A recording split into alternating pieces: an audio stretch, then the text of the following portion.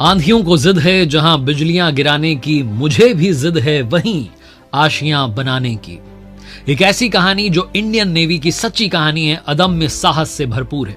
एक ऐसी कहानी जो सिखाती है कि जीवन में चाहे जितनी बड़ी चुनौती आ जाए, आप उससे पार पा सकते हैं। मेरा नाम है आरजे कार्तिक, आप देख रहे हैं लर्निंग सीरीज सीखोगे नहीं तो जीतोगे कैसे। साल था 1971। तब ईस्ट पाकिस्तान, पूर्वी पाकिस्तान में पाकिस्तान की सेना ने कोहराम मचा रखा था। हत्याएं, बलात्कार, ऐसी बातें तो आम हो चुकी थी। कोई भी वहां सुरक्षित नहीं था। लाखों की संख्या में रेफ्यूजी इंडिया आ रहे थे और इस स्थिति में भारत ने यह फैसला लिया कि भारत बांग्लादेश को स्वतंत्र कराएगा। ये जो लड़ाई थी ये जमीन पर लड़ी जा रही थी और पानी में भी लड़ी जा रही थी। जो अरब सागर था, वहां पाकिस्तान की जो नेवी थी उसकी स्थिति ठीक ठाक थी। इंडिया की तो बहुत ज्यादा मजबूत थी। बंगाल की जो खाड़ी थी, बे ऑफ बंगाल, वहां पर पाकिस्तान की जो नेवी थी उसकी हालत बहुत ज्यादा खस्ता थी। और ऐसे में पाकिस्तान के हुक्मरान ये डिसाइड करते हैं कि वो अपनी सबसे बड़ी सबमरीन, जिसका नाम था गाजी, उसे भेजेंगे ईस्ट पाकिस्तान। और उसके लिए उस गाजी को अरब सागर का चक्कर लगाते हुए बे ऑफ बंगाल तक जाना था। रास्ता खतरे से खाली नहीं था क्योंकि बीच में थी इंडियन नेवी। ये मालूम था पाकिस्तान को कि कुछ भी हो सकता है, लेकिन उन्होंने अपनी सबसे बड़ी रिस्क ली। भारत के लिए सबसे बड़ा खतरा था कि गाजी अगर विक्रांत पर हमला करती, INS विक्रांत पर, तो हमारी भी स्थिति डामाडोल हो जाती। लेकिन तब इंडियन नेवी ने वो कर दिखाया जिसको दुनिया सलाम करती है। तारीख थी 14 नवंबर 1971, जिस दिन पाकिस्तान ने अपना सबसे बड़ा फैसला लेते हुए, अपना सब कुछ दांव पर लगाते हुए, अपनी सबसे बड़ी सबमरीन गाजी को ईस्ट पाकिस्तान के लिए रवाना कर दिया। उनका एक ही टारगेट था कि जो इंडिया का INS विक्रांत था, जो कि देश का एकमात्र उस वक्त एयरक्राफ्ट कैरियर था, उसे खत्म कर दिया जाए। INS विक्रांत वो एयरक्राफ्ट कैरियर था जो कि इंडिया को बांग्लादेश से कनेक्ट किए हुआ था और भारत का मोराल बूस्ट कर रहा था। अगर INS विक्रांत को कुछ हो जाता तो इंडिया को जो एक कह सकते हैं नैतिक भी हानि होती, एक तरीके से आर्थिक भी हानि होती, भारत के लिए बहुत बड़ी दिक्कत हो जाती। भारतीय नेवी को कैसे मालूम चला कि गाजी वहां से रवाना हो चुकी है? तो कराची से जब गाजी रवाना हुई तो इन लोगों ने एक मैसेज भेजा ईस्ट पाकिस्तान में चिटगांव में, और वहां की नेवी को मैसेज दिया कि एक स्पेशल ऑयल की रिक्वायरमेंट, एक लुब्रिकेंट की रिक्वायरमेंट है जो कि सबमरीन और माइन स्वीपर में इस्तेमाल होता था।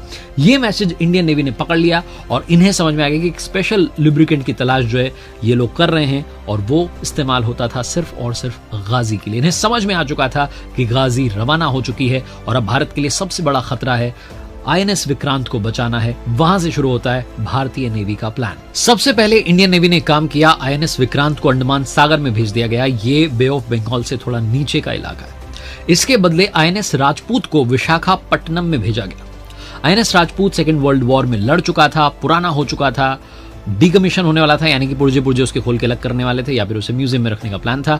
तो प्लान ये बनाया गया कि INS राजपूत जो है वो विशाखापट्टनम के पास में रहेगा और इस तरीके से बिहेव करेगा, इस तरीके से सिग्नल भेजेगा कि वहां पर INS विक्रांत खड़ा हुआ है। यही मैसेजेस भेजने की जो प्लानिंग थी वो इंडियन नेवी की काम आई।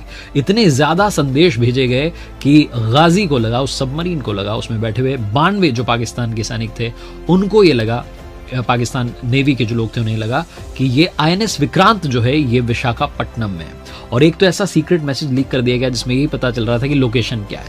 27 नवंबर को गाजी जो है विशाखापट्टनम पहुंच जाता है, माइंस बिछाता है और विक्रांत को खोजने के लिए अंदर ही अंदर आगे बढ़ने लगता है। जो लगातार मैसेजेस, सिग्नल्स लीक हो रहे थे उससे जो गाजी में बैठे हुए 92 लोग थे पाकिस्तानी, वो थोड़े कंफ्यूज हो गए थे। अब तारीख आती है 4 दिसंबर 1971 की। इंडिया पाकिस्तान का वॉर अपने चरम पर था। ऐसे में पाकिस्तान के हुक्मरान चाह रहे थे कि जल्द से जल्द गाजी जो है INS विक्रांत को खत्म करते हुए पहुंच जाए बे ऑफ बंगाल होते हुए ईस्ट पाकिस्तान और इंडियन नेवी पर सबसे बड़ा अटैक कर दे। लेकिन वो INS विक्रांत को ढूंढ नहीं पा रहे थे, इतने सारे सिग्नल्स मिल रहे थे, जैसा मैंने बताया कि कंफ्यूज होने लगे थे।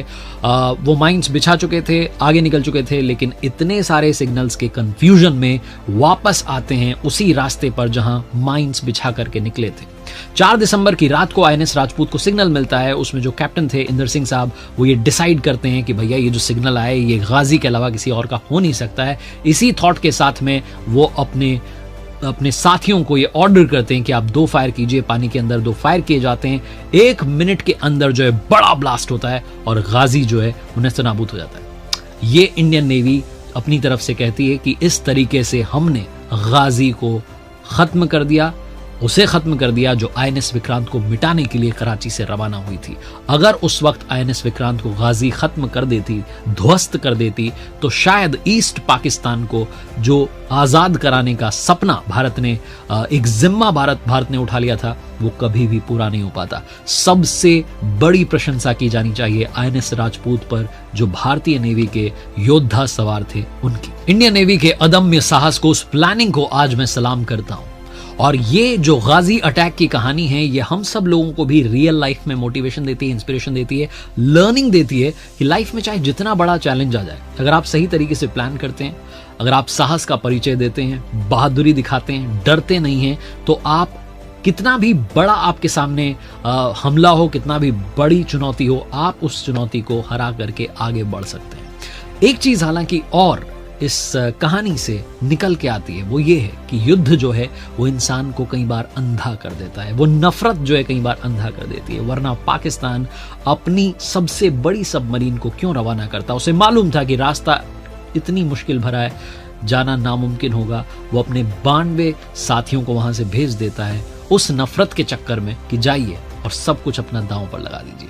इस दुनिया में शांति ही एकमात्र आधार है जीवन जीने का, वो भी इस पूरे घटनाक्रम से सीखने को मिलता है। इंडियन नेवी को सलाम, इंडियन नेवी को प्रणाम। जय हिंद, जय भारत। सीखते चलिए हमारी नेवी से, हमारी फोर्सेस से, डिसिप्लिन क्या होता है, पैशन क्या होता है, देश के लिए प्रेम क्या।